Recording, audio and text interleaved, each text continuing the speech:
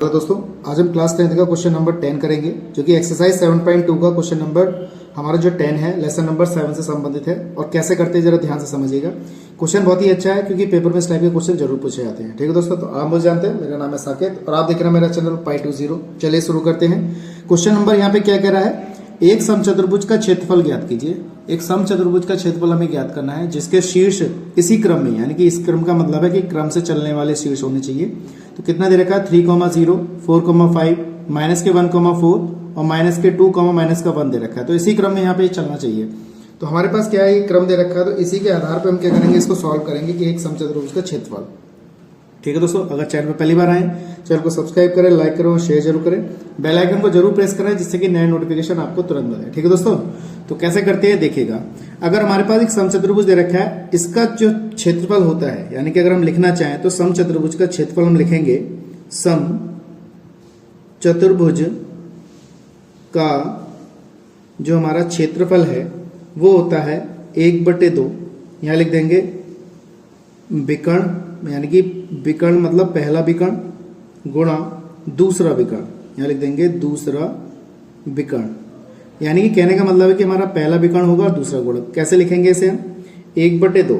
तो पहले हम लिख सकते हैं AC और गुणा दूसरा विकर्ण क्या है हमारा BD। तो हमने ये लिख दिया। इसका जो क्षेत्रफल है हम एरिया यहां से निकाल सकते हैं समचतुर्भुज का इसके हिसाब से। तो सबसे पहले हमें निकालना पड़ेगा यहाँ पे AC और फिर निकालना पड़ेगा BD। तो कैसे करते हैं जरा देखिएगा, क्योंकि ये सीखना जरूरी है, क्योंकि इसके आधार पर ही हम इसको सॉल्व कर सकते हैं। तो सबसे पहले हम क्या करेंगे, AC की लंबाई ज्ञात करेंगे। तो AC की लंबाई इस वाले बिंदु पर इस वाले बिंदु पर निकल जाएगी। तो लिख देंगे AC के बीच की दूरी। ठीक है दोस्तों, AC के बीच की दूरी। तो दूरी AC के बीच की जो दूरी निकलेगी वो कौन कौन से बिंदु पे निकलेगी, एक तो 3,0 पे निकलेगी और एक निकलेगी माइनस के 1,4 से। ठीक है दोस्तों, और दो बिंदुओं के बीच की दूरी आप जानते हैं, ये x1 है, ये y1, ये x2 है और ये y2 है। तो दो बिंदुओं के बीच की दूरी का फॉर्मूला कैसे निकलता है, देखिए AC बराबर हमने यहाँ पे लगा दिया। फॉर्मूला है, आपको याद होगा, x1 माइनस x2 का whole square plus y1 minus y2 का होल स्क्वायर। इस तरीके से लिख दिया। AC का मान यहां से निकालेंगे। देखिए x1 का मान कितना है हमारा 3 है, x2 का मान हमारा -1, तो प्लस का 1 का होल स्क्वायर हो जाएगा। y1 का मान 0 और y2 का मान कितना 4 का स्क्वायर हो जाएगा। AC बराबर अंडर रूट 3 और 1 कितना हो जाएगा 4 का स्क्वायर हो जाएगा। इसको इस तरीके से लिखेंगे हम, और प्लस का -4 का स्क्वायर हो जाएगा। तो AC बराबर हमारे पास ये हो गया, देखिए 16 हो गया और ये भी 16 हो जाएगा।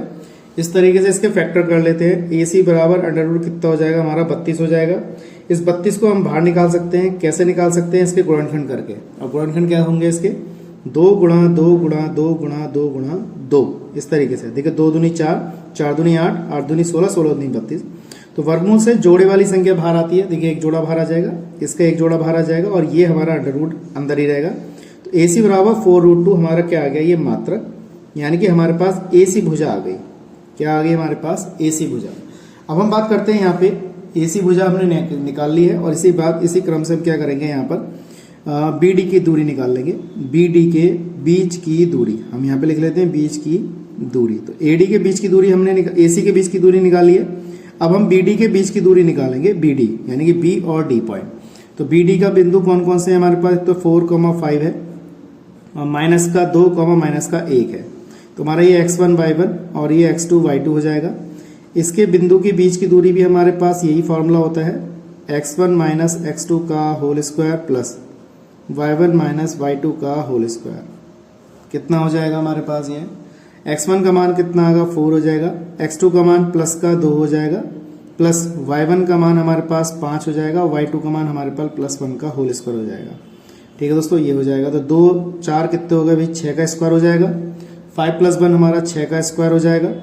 इस तरीके से हमने क्या किया, इसको सॉल्व कर लिया और ये हमारे पास कितना हो गया 36 और ये हो गया 36। अब 36 36 कितने हो गए हमारे 72 हो जाएंगे। तो यहाँ पे हम 72 लिख सकते हैं।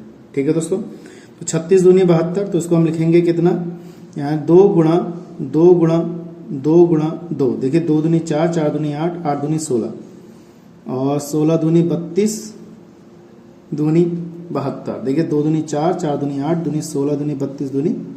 ठीक है, ये हो जाएगा इस टाइप से। इस तरीके से हमने क्या किया, यहाँ से बाहर निकाल लिया। आप चाहें तो इसको 3 दूनी 6 करके इस तरीके से लिख सकते हैं। देखिए 3 दूनी 6, 3 दूनी 6, देखिए 6 6 36, 36 दूनी 72, तो ये ज़्यादा हो गया हमारे पास, इसको कम करते हैं। देखिए 3 दूनी 6 और 3 दूनी 6, यानी कि 3 दूनी 6, 6 दूनी 12, 12 36, 36 दूनी 72। देखिए हम समझ में आ गया इतना। तो इसका ये वाला 6 हमारा बाहर आ जाएगा और इसका ये वाला 6 हमारा बाहर आ जाएगा। ठीक है दोस्तों, तो अंदर क्या रह जाएगा हमारे पास, √2 रह जाएगा। ठीक है दोस्तों, तो इसको हमने क्या किया, अंडर रूट में लिखा 6 गुणा 6 और यहाँ पे क्या लिख दिया हमने, √2। ठीक है दोस्तों, ये हमारे पास, चलो मैं दोबारा लिखता हूँ उसे, ये हो जाएगा 6 गुणा 6 और गुणा कितना है 2, तो इसका ये 6 बाहर आ जाएगा, √2 बचेगा। तो ये हमारी भुजा कितनी आ गई, हमारी BD भुजा जो आ गई वो कितनी आ गई, 6√2 आ गई। और जब 6√2 आ गई तो बस आपको क्या करना है, ये हमारी कौन सी भुजा आई, हमारी BD भुजा आ गई। ठीक है, अब हमारा सूत्र क्या है, हमारा समचतुर्भुज का सूत्र होता है, समचतुर्भुज का क्षेत्रफल जो हमें ज्ञात करना है वो होता है 1/2 AC गुणा BD। ठीक है दोस्तों, तो AC गुणा, AC का मान कितना आ जाएगा हमारे पास, 4√2 हो जाएगा, BD का मान हमारे पास 6√2 हो जाएगा।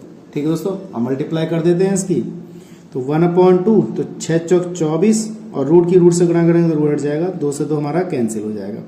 तो हमारा कितना आंसर आ गया, 24 वर्ग मात्रक। तो मैं समझता हूँ आपको अच्छी तरह समझ में आ गया होगा, और कोई दिक्कत है तो कमेंट बॉक्स में बताइएगा। तो ये बहुत ही आसान तरीके से हमने यहाँ पे किया है, तो मैं समझता हूँ आपको अच्छी तरह समझ में ये आ गया होगा। ठीक है दोस्तों, आज के लिए इतना ही, नेक्स्ट वीडियो में मिलेंगे ऐसे इंटरेस्टिंग वीडियो के साथ। जय हिंद, वंदे मातरम।